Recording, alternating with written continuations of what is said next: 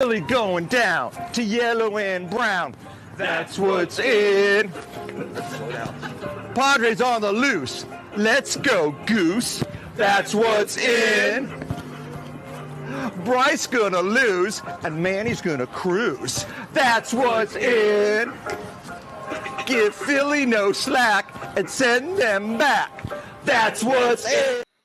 That's what's in, and that's another freaking Phillies win, man. The Phillies complete another sweep, their third of the last 4 series. Bryson Stott, JT, everybody's going ham. Everybody's hitting. The Phillies offense looks like it's hot and supports the pitcher tonight. And the Angels are on deck for the last road trip of the week. What's going on, everybody? Eric Shard here with the 302 Birds post-game show, joined by my buddy Brendan here tonight. What's going on, Brendan? You know, some guy named Taiwan Walker. But other than that, I'm doing absolutely fantastic. Yeah, I'm doing fantastic too. Walker, you and I were talking about this, before the show started, and I think every fan kind of thought the same thing at first. And that leads us into our first topic. But he looked decent to start off his outing, and then as the innings went on, he just went in a downward spiral. And it was just honestly depressing. His stat line tonight, before Jeff Hoffman came in, he had 90 pitches, 6.1 innings pitched, 8 hits, 6 runs, 6 earned runs, 2 batters walked, 4 Ks, 2 home runs. But get this, and this is what pisses me off the most because everyone else's ERA is low as fuck right now. His ERA starts at an 8.43. Yeah, that's what pisses me off the most. Yeah, and then everything that people have been talking about for, was it the last 2-3 weeks now, one of the best ERAs in baseball. Not going to have that conversation because of one guy right now. Granted, he started the game off as probably as good as it could be. I think he was at like 18 pitches for the first 2 innings, finished up the third with 37. He didn't really have a bad ball or a strong ball hit until the third when Tatis had that double, and then Cronenworth came up with that 2-run shot, and then it all imploded. But I think everybody had that same mindset of, this is going to be shit. He's going to give up shit early. He better have a short leash. And then going from there, what was it? Probably through innings 3 through 5, he looked like a decently good pitcher again. And probably at that point, it should have been just, hey, let's yank him sort of thing. Not let him go out there and screw himself over like he did, because that's pretty much what he does every single time anyway. Right. So maybe that's something on Topper's end that he has to look into. Maybe it's something else on Topper's end where he just doesn't end up back in the rotation. Yeah, and I mean, I think what irritates me the most is that if you look at stats, right, compared to Spencer Turnbull, you want to hear something that's crazy right now? Spencer Turnbull through 27 innings pitched, right? Guess how many runs he let up through 27 innings? Let's go with 2 or 3. He let up 4. Yeah. That's not bad. You know how many earned runs that Taiwan Walker let up through 6 1/3 innings pitched? 6. 6. What is Rob thinking? Like, what is the logic behind having Taiwan start right now? There's none. I think it's very simple. I think it breaks it down to one absolute thing, right? $20 million a year. I think if it wasn't $20 million a year, he would probably still be in AAA, right? Like if it wasn't that price tag on him, completely different story right now. Yeah, I mean, like, I don't understand what the logic is. And I'm trying to look up what his next start is. I think it would be later this week, right? Yeah, so because I know they got the 3-game series with the Angels, and that'll go take us to NOLA on Wednesday. So probably Saturday again, or either Friday or Saturday. But the thing that I'm thinking is, if you have this rotation where it is right now, you have your star pitcher, your ace, who doesn't want to have a 6-man rotation, which is, if he's pitching like the pitcher he is right now, don't change it up. But at the same time, you have Sanchez going out tomorrow. Why not, let him go, send him for 3, let Turnbull go in for the rest. Keep that bullpen where they need to be right now and let him do it. So what's the new rotation?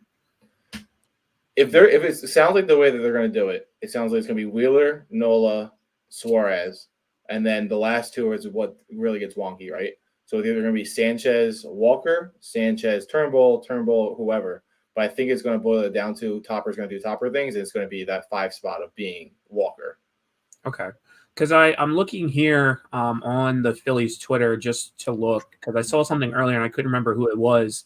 But they brought up Taiwan from his rehab assignment, and then they DFA'd Pinto. Which I'm not too mad about. Like, I think Pinto had his moment to shine and kind of, went after that. But I mean, it is what it is. We're not managers. We'll never be managers. I think they got what they could have gotten out of Pinto right now. What was it? Almost 7 years since he last pitched in the league. He had his one good game against, I think it was the Reds. What else? You got Kirkering back, so I think that's a pretty good trade at this point. Right. And I mean, like, I think the only good thing about Taiwan tonight was that crazy behind the bat catch that he caught. He looked like a Gold Glove pitcher right there. Well, the other good part of him that, the entire thing he did today was walk off the mound. So just throwing that part out there too. He did what? He walked off the mound. Yeah, I mean, it is what it is. Hopefully, I'm hoping that whole aura or whatever you want to call it of the starting rotation right now kind of rubs off on him and he kind of picks up the slack. But we'll see what happens. I mean, at the end of the day, Phillies win 8-6. And with that win, the Phillies get another sweep. Like you guys saw in the intro, I don't think the Padres are ever going to let down that video that we showed at the beginning of the show. But I mean, like, I feel like that just comes back to haunt them every year. I feel like we dominate the Padres almost every year. If it's not a sweep, we end up winning the series. 100%. Like, I can't say anything else from what you just said. I think the nice thing about this was you didn't sweep the Rockies. You didn't sweep the White Sox. Now nobody can really talk shit about, they're just playing with these bullshit-ass teams, right? You're playing Manny Machado, Fernando Tatis, Jake Cronenworth. Like, these aren't snubs. Like, these aren't shitty players. They're actual all-stars. Up until today, they didn't look like it. Yeah, and I mean, like, if you look at – again, I'm going to go to Twitter. If you look at Twitter right now, a lot of Braves fans are like, oh, well, who have you played that's good? Well, we just played the fucking Padres and we swept them. So, I mean, like, you can't really say shit. And they weren't 1-0 games either. No, they're not. And I think what amazes me right now, and, that we're going to talk about it more in our next topic, I think what amazes me right now is that they're coming out and they're scoring, between 5 to 10 runs almost every game. Yeah. What's that? There's a game here and there where they're not scoring that many runs, but I mean, it's like a small little blip. They come back the next game and they look like they're fucking dominant. Right. I think this is something that we talked about probably going back a little bit now. I think it was after either the National Series or the Cardinal Series of letting bad or the, okay pitchers look like Cy Young candidates and letting them go 5-6 innings without any runs, letting them rack up their strikeouts, not swinging at good pitches and then swinging at the shit. It's like night and day right now. Like, I don't get it. Whatever, Kevin Long's doing, whatever Topper's doing, whatever Harper's doing as like the leader of the team, keep doing it because this is the easy part of the schedule. And I think they surpassed what they needed to do for that easy part of the schedule. Yeah. And I mean, like, I think what worried me last night was who pitched last night for the Padres? Do you remember? Was that C's last night?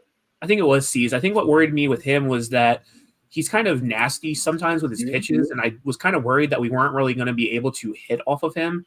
But I'm really surprised that, we came in last night and we're hitting off of him, and then we came in tonight. Stott looked like he was, on fire, had 2 back-to-back home runs for 2 runs. But I mean, like, it's just amazing what this team is doing right now. And I think I heard something earlier. We're 19-10 right now. We're 9 games above 500, and I don't think we were able to do that until July. I think they said of last season. Yeah, I think the other thing is going through the month of April. It's the best start that they've had in years. Like, I couldn't even tell you more than years. Yeah, and I mean, like Sam said here, this team is rolling right now. This team is absolutely dominant right now, and I think it's amazing. I mean, I don't know about you, but thinking back to all the Philly seasons that I've kind of watched recently in the last couple of years, I don't remember a season really that they've been this hot in a while. No, because what was it, 22? I would say you had the Girardi year, so you definitely didn't start that year off hot. Last year was what was it? Harper was still hurt. Nobody was really doing anything at the beginning. I think it was just Stott. And then this year, it's just this is what they needed to do. The Braves are going to keep winning. They're not going to stop winning just because they lost Strider. They lost Albies for a little bit. They're going to keep winning with, they have a solid lineup, a solid rotation, or I wouldn't say solid rotation. It's an okay rotation, but Fried looks like a really good pitcher right now still. So you have to keep up with the best team in baseball. Yeah, and I'm trying to look at this text that I sent earlier because I saw something come up on the stat, and I sent it in our group chat. I just found it. But this is the most wins in March and April, I believe they said, since the early 1900s. Yeah, which is crazy. It's absolutely crazy. And I want to double-check that stat just because I don't believe it. Most win for Phillies in March/April. Yeah, and then just what this team is doing right now is absolutely insane. When one guy has an 0 for 4 night and looks like absolute dog shit, you have Johan Rojas hitting a double. You have Nick Castellanos hitting a home run. Like, these are guys that are hitting every day. But then you have the guys that are hitting every day, like Marsh and Bohm. And Harper's really starting to pick it up. And Turner looks like the guy that you wanted all of last year, too. Okay, yeah. I'm looking at this. Yeah, it does look like the early 1900s. But I mean, going into our next topic, with the bats alive, and I want to kind of talk about a couple stats here, because it's really amazing. But right now, looking at our RBI leaders, Bohm is second in RBIs. Our hit leaders, Turner is third in hit lead, and OBP leader, Bohm is third in OBP. That's three guys right there that are top 5 for stats right now. Yeah, and I don't have the specific stats or not, but Marsh by himself, compared to the outfielders in the league, is top 2 to 3 in all of these categories. So you have another guy who's sitting there, probably one of the top guys in the position this year, because not everybody's had a hot start like he has. But just letting these guys roll and keeping them in the lineup is going to be the biggest thing, because there's not a single reason why Stott having 2 home runs today should be sitting tomorrow. So I'm not sure if Griffin Canning's a lefty or not. But if he is, Stott and Marsh need to be back out there either way. Yeah, and I mean, I can double check and see. Let me look just to verify. He's a righty. So I mean, there's no reason why he's not playing tomorrow. Right. But we go back and forth between the sitting and standing the entire season so far. Yeah, but I mean, everybody's hitting. Trey has a single. Johan has a ground rule double. Marsh had a single. JT had a single. Let's see what else. Schwarber singles. JT had a homer. Bohm singled again. Stott had 2 homers. Nick walked 3 times, which was surprising. Yeah. So I mean, the other thing with Nick right now is, even though he's hitting these ground balls, he's hustling out these ground balls. I think there was 2 plays today where he could have been hit into a double play and then sprinted it out the first and broke it up. Yeah, I mean, Nick is really hustling and he's playing in the outfield, but I think at the end of the day, and I was kind of on the show last night talking about this, granted his fielding is well, but when do we start the same conversation that we had for Rojas at the beginning of the year? I mean, he's decent in the terms of he can get on base when he needs to. Like tonight, where he walked 3 times back to back. Right.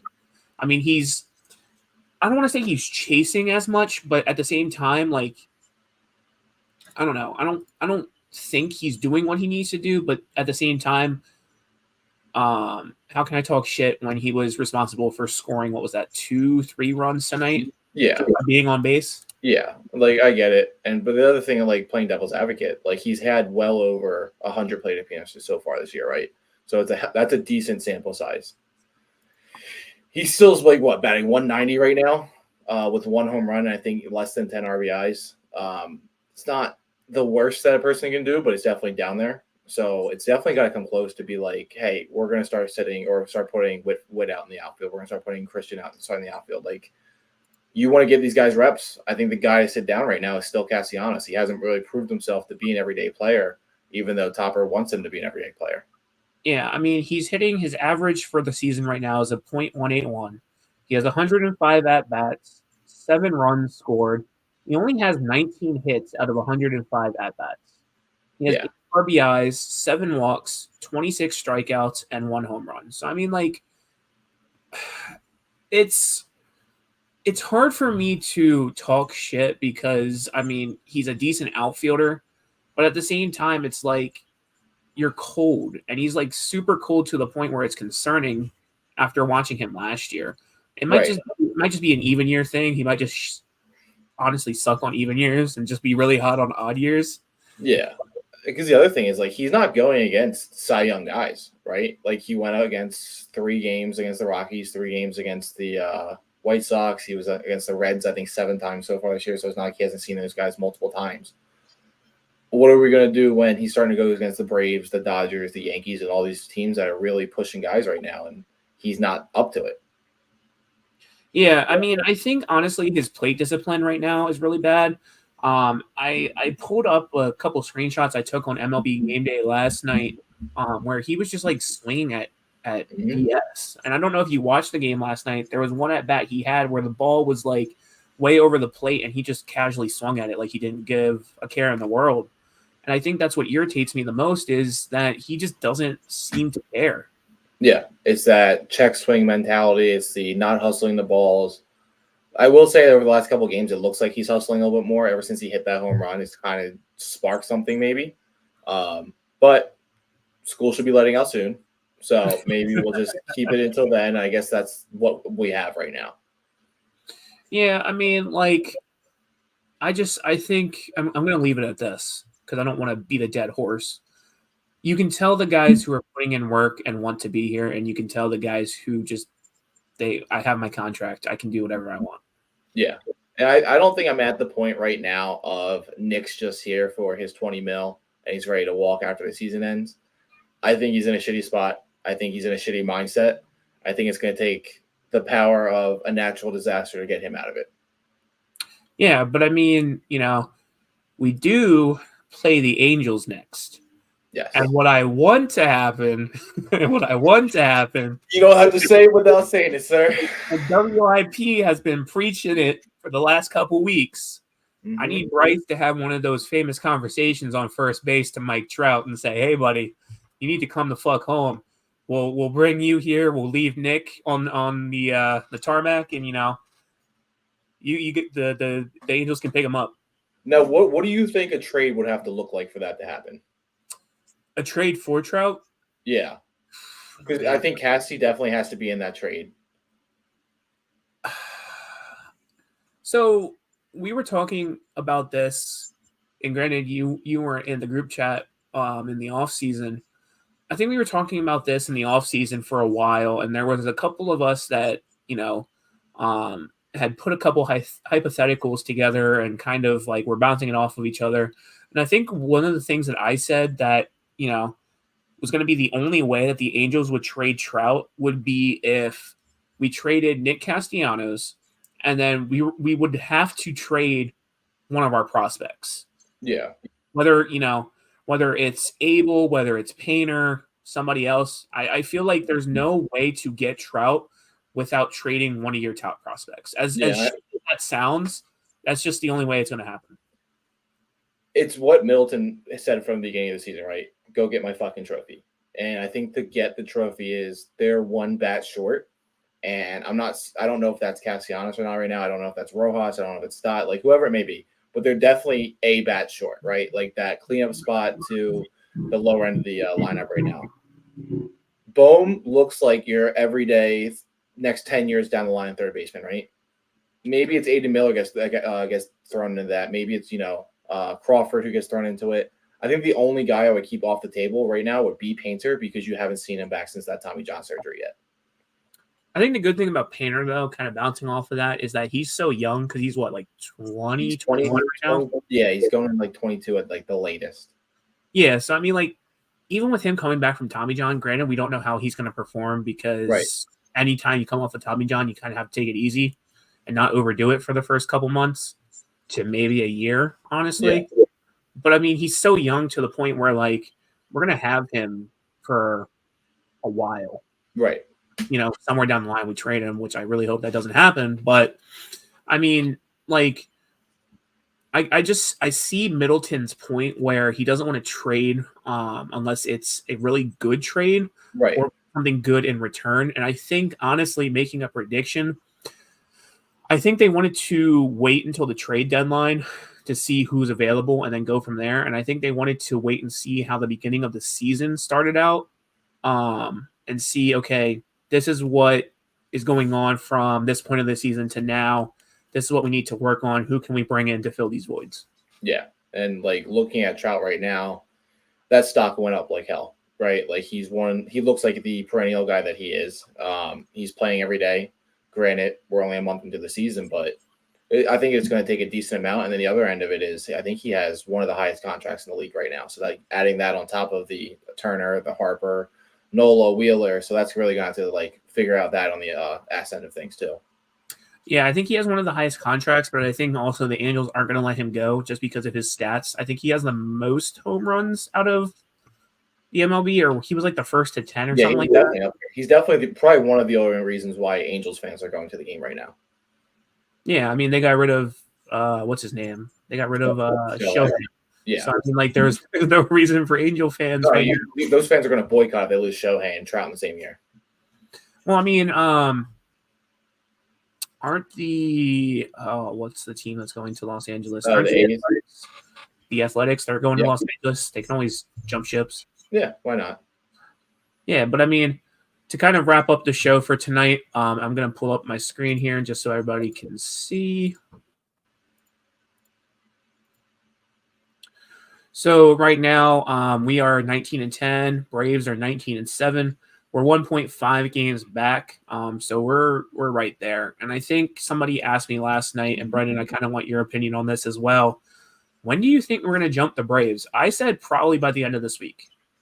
Yeah, I think the end of this week to the next 2-week period is definitely a safe bet. But I think that they're going to, I think we talked about it maybe Friday night.